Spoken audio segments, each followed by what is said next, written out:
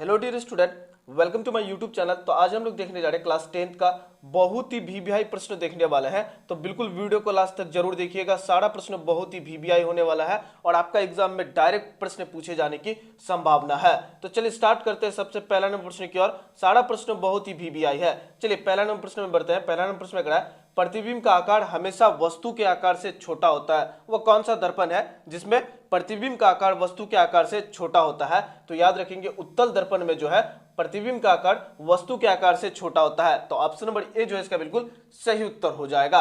चलिए आगे बढ़ते हैं हम लोग दूसरा नंबर प्रश्न की ओर बढ़ते हैं। दूसरा नंबर प्रश्न में करा है, निम्नलिखित में कौन लेंस में मुख्य फोकस बिंदु की संख्या होती है? निम्नलिखित में कौन लेंस में मुख्य फोकस बिंदु की संख्या होती है? मतलब लेंस में मुख्य फोकस की संख्या कितनी होती है? तो याद रखेंगे 2 होती है। कितनी होती है? 2 होती है। आपसे पूछे परावर्तन के नियमों की संख्या कितनी होती है तो भी 2 होती है, या अपवर्तन के नियमों की संख्या पूछे तो भी 2 होती है। आप लोग ये याद रखेंगे तभी तो आप एग्जाम में जाके गर्दा मचा सकेंगे। चलिए तीसरा नंबर प्रश्न की ओर बढ़ते हैं। तीसरा नंबर प्रश्न में करा है, जिससे विद्युत धारा प्रभावित नहीं होता है वह पदार्थ है। जिससे विद्युत धारा प्रवाहित नहीं होता, एक जगह से दूसरे जगह तक नहीं जाता है, वो कौन सा पदार्थ है? तो याद रखेंगे कुचालक में जो है वो एक जगह से दूसरे जगह तक विद्युत धारा नहीं भेज सकता है। तो ऑप्शन नंबर बी जो है इसका बिल्कुल सही उत्तर हो जाएगा। चलिए आगे बढ़ते हैं हम लोग 4 नंबर प्रश्न की ओर बढ़ते हैं। बहुत ही वीवीआई प्रश्न है। 4 नंबर प्रश्न में करा है, श्वेत प्रकाश में कितने वर्ण यानी रंग होते हैं? श्वेत प्रकाश में कितने वर्ण यानी रंग होते हैं? तो याद रखेंगे 7 रंग होते हैं। कितने रंग होते हैं? 7 रंग होते हैं। तो ऑप्शन नंबर सी जो है इसका बिल्कुल सही उत्तर हो जाएगा। चलिए 5 नंबर प्रश्न की ओर बढ़ते हैं। 5 नंबर प्रश्न में करा घटवर्णी एक उदाहरण है। घटवर्णी का एक उदाहरण कौन सा है? तो याद रखेंगे कीटभक्षी पादप जो है वो घटवर्णी का उदाहरण है। तो ऑप्शन नंबर ए जो है इसका बिल्कुल सही उत्तर हो जाएगा। चलिए आगे बढ़ते हैं हम लोग 6 नंबर प्रश्न की ओर बढ़ते हैं। 6 नंबर प्रश्न में करा है, निम्नलिखित में कौन जंतु चमड़ी एवं फेफड़ा दोनों से सांस ले सकता है? निम्नलिखित में कौन जंतु चमड़ी एवं फेफड़ा दोनों से सांस ले सकता है? तो 6 का जो सही उत्तर हो जाएगा वो हो जाएगा ऑप्शन नंबर डी। मेढक जो है वो एक ऐसा जंतु है जो चमड़ी और फेफड़ा दोनों से सांस ले सकता है।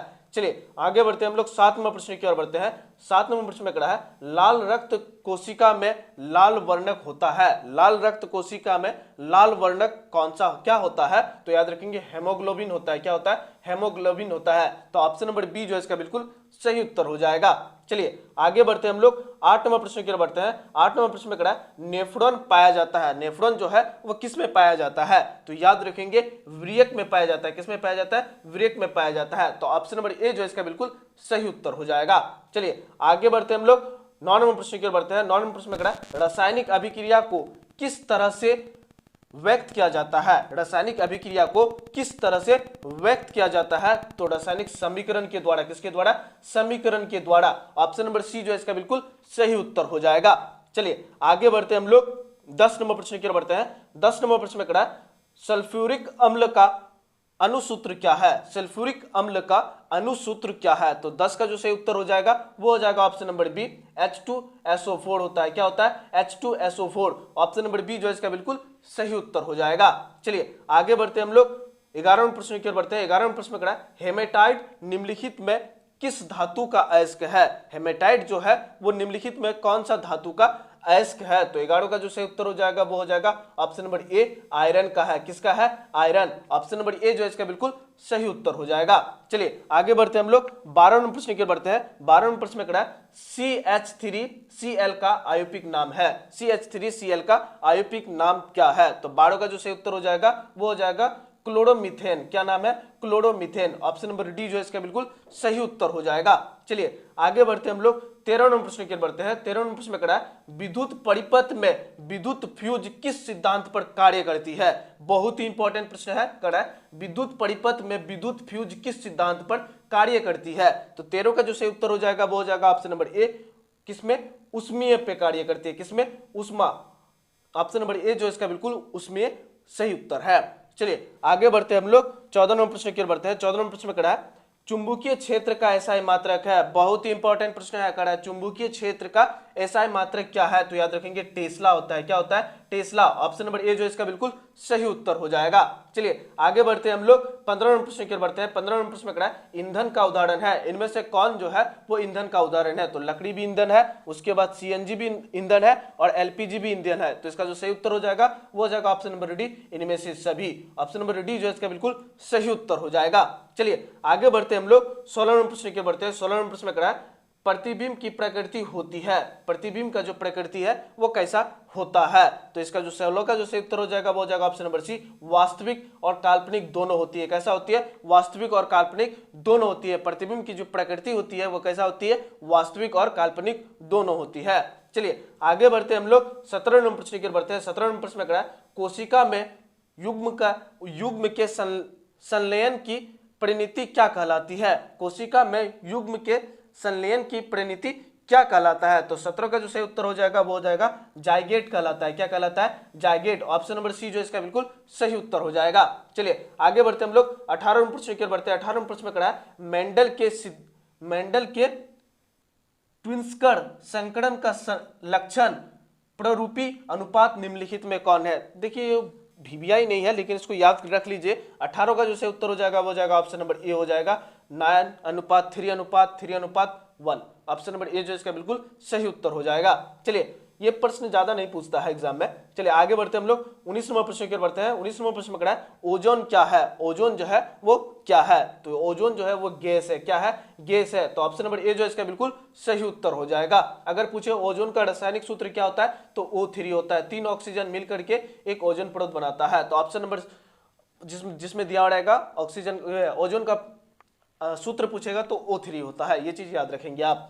चलिए आगे बढ़ते हैं हम लोग 20 नंबर प्रश्न की ओर बढ़ते हैं। 20 नंबर प्रश्न में क्या है? निम्नलिखित में कौन सा घटक हमारे शरीर के लिए आवश्यक है? निम्नलिखित में कौन सा घटक हमारे शरीर के लिए आवश्यक है? तो 20 का जो सही उत्तर हो जाएगा ऑप्शन नंबर ए, विटामिन भी आवश्यक है, खनिज भी आवश्यक है, पोषक तत्व भी। तो इसका सही उत्तर हो जाएगा ऑप्शन नंबर डी, इनमें से सभी आवश्यक है। इनमें से सभी आवश्यक है। चलिए उसके बाद बढ़ते हम लोग 21 नंबर प्रश्न की ओर बढ़ते हैं। कड़ा निम्नलिखित में कौन ऑक्सीकारक है? निम्नलिखित में कौन ऑक्सीकारक है? तो ऑक्सीकारक कौन है? O2। ऑप्शन नंबर बी जो इसका बिल्कुल सही उत्तर हो जाएगा। चलिए आगे बढ़ते हम लोग 22 नंबर प्रश्न की ओर बढ़ते हैं। 22 नंबर प्रश्न में क्या है? अष्टक का नियम किनके द्वारा दिया गया? अष्टक का नियम किनके द्वारा दिया गया? तो याद रखेंगे न्यूलैंड्स के द्वारा दिया गया था। किसके द्वारा? न्यूलैंड के द्वारा। अगर पूछे त्रियक का नियम किनके द्वारा दिया गया था तो डवेनोर्ड के द्वारा दिया गया था। ऑप्शन नंबर बी तब सही हो जाएगा। यह पूछा अष्टक का नियम किसके द्वारा दिया गया था? न्यूलैंड्स के द्वारा दिया गया था। चलिए आगे बढ़ते हम लोग 23 नंबर प्रश्न की ओर बढ़ते हैं। 23 नंबर प्रश्न में क्या है? निम्नलिखित में किसके प्रयोग से जल की अस्थायी कठोरता कम की जाती है? निम्नलिखित में किसके प्रयोग से जल की अस्थायी कठोरता कम की जाती है? तो याद रखेंगे धोने का सोडा। ऑप्शन नंबर ए जो इसका बिल्कुल सही उत्तर हो जाएगा। चलिए आगे बढ़ते हम लोग 24 नंबर प्रश्न की ओर बढ़ते हैं। 24 नंबर प्रश्न में क्या है? निम्नलिखित में कौन सबसे कठोरतम प्राकृतिक पदार्थ है? निम्नलिखित में कौन सबसे कठोरतम पदार्थ है? तो हीरा जो है वो सबसे कठोरतम पदार्थ होता है। तो ऑप्शन नंबर सी जो इसका बिल्कुल सही उत्तर हो जाएगा। चलिए आगे बढ़ते हैं हम लोग 25 नंबर प्रश्न की ओर। देखिए 25 नंबर प्रश्न में क्या है?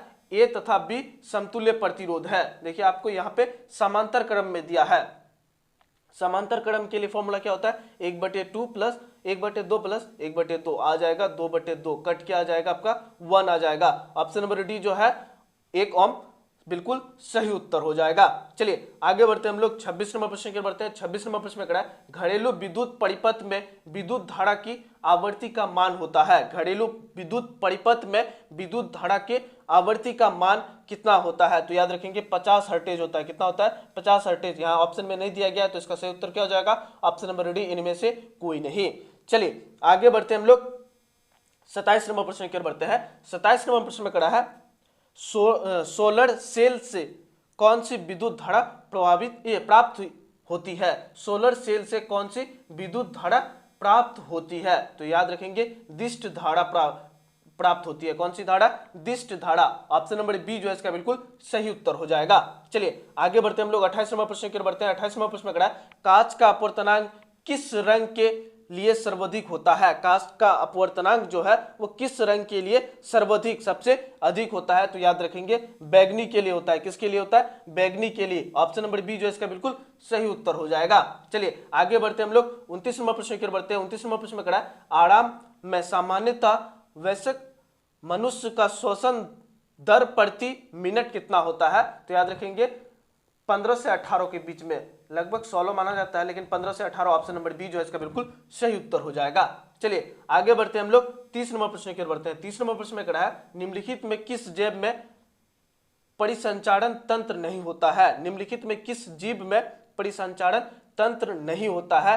तो इसका जो सही उत्तर हो जाएगा 30 का, वो हो जाएगा option number D, hydra. Hydra में जो है वो परिसंचारण तंत्र नहीं होता है, तो ऑप्शन नंबर डी जो है इसका बिल्कुल सही उत्तर हो जाएगा। चलिए उसके बाद बढ़ते हैं हम लोग 31 नंबर प्रश्न की ओर बढ़ते हैं। 31 नंबर प्रश्न में खड़ा है, रेजन एवं गोंद कहाँ संचित रहता है? रेजन एवं गोंद कहाँ संचित रहता है? तो 31 का जो सही उत्तर हो जाएगा वो हो जाएगा ऑप्शन नंबर डी, पुराने जाइलम में। कहाँ पे? पुराने जाइलम में। ये भी प्रश्न उतना वीवीआई नहीं है, लेकिन ये एक दो प्रश्न जो रहता है वो एग्जाम में कम ही पूछा जाता है। ये बीच से लिया गया प्रश्न है बुक का, तो ये प्रश्न उतना नहीं पूछता है, थोड़ा ऊपर ऊपर से पूछता है और इजी प्रश्न पूछता है आपका एग्जाम में। चलिए 32 नंबर प्रश्न की ओर बढ़ते हैं। 32 नंबर प्रश्न में खड़ा है, निम्नलिखित में कौन अनैच्छिक क्रिया नहीं है?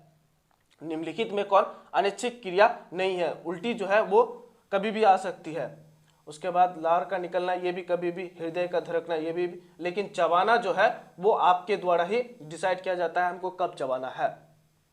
तो ऑप्शन नंबर डी जो है 32 का बिल्कुल सही उत्तर हो जाएगा। चलिए आगे बढ़ते हैं हम लोग 33 नंबर प्रश्न की ओर बढ़ते हैं। 33 प्रश्न में खड़ा है, प्राकृतिक रबर निम्नलिखित में किसका बहुलक है? प्राकृतिक रबर निम्नलिखित में किसका बहुलक है? तो याद रखेंगे आइसोप्रीन का जो है वो बहुलक है, तो ऑप्शन नंबर ए जो इसका बिल्कुल सही उत्तर हो जाएगा। चलिए आगे बढ़ते हैं हम लोग 34 नंबर प्रश्न की ओर बढ़ते हैं। 34 नंबर प्रश्न में खड़ा है, Ca का परमाणु क्रमांक है। Ca कैल्शियम का परमाणु संख्या कितना होता है? तो याद रखेंगे 20 होता है। क्या होता है? 20 होता है। कैल्शियम का परमाणु संख्या कितना होता है? 20 होता है। देखिए 1 से लेकर के 30 तक परमाणु संख्या याद रखेंगे, आपका एक ना एक ऑब्जेक्टिव पूछता ही है परमाणु संख्या से कि इसका परमाणु संख्या क्या होता है, तो 1 से लेकर के 30 तक आप लोग याद कर लीजिएगा।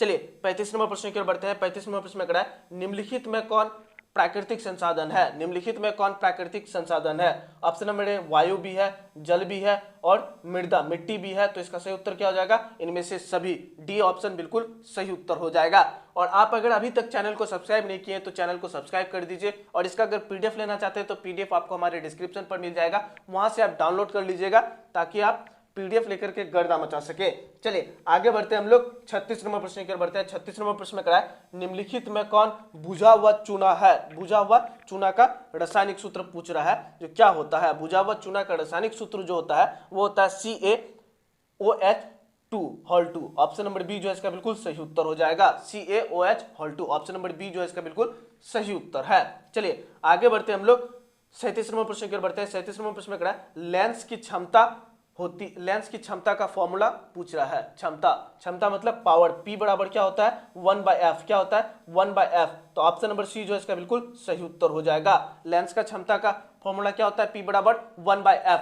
ऑप्शन नंबर सी जो है इसका बिल्कुल सही उत्तर है। चलिए आगे बढ़ते हैं हम लोग 38 नंबर प्रश्न की ओर बढ़ते हैं। 38 नंबर प्रश्न में क्या है, नेत्र में किसी वस्तु का कैसा प्रतिबिंब बनता है? नेत्र में जो है किसी वस्तु का कैसा प्रतिबिंब बनता है? तो याद रखेंगे वास्तविक, उल्टा और छोटा। कैसा बनता है? वास्तविक, उल्टा और छोटा।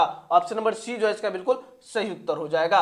चलिए आगे बढ़ते हैं हम लोग 39 नंबर प्रश्न की ओर बढ़ते हैं। बहुत ही वीवीआई प्रश्न है, कड़ा है, वोल्ट बराबर होता है 1 वोल्ट बराबर कितना होता है, या पूछ रहा है 1 वोल्ट बराबर क्या होता है? तो याद रखेंगे जूल पर कूलम होता है। क्या होता है? जूल पर कूलम। ऑप्शन नंबर बी जो है इसका बिल्कुल सही उत्तर हो जाएगा। 1 वोल्ट बराबर क्या होता है?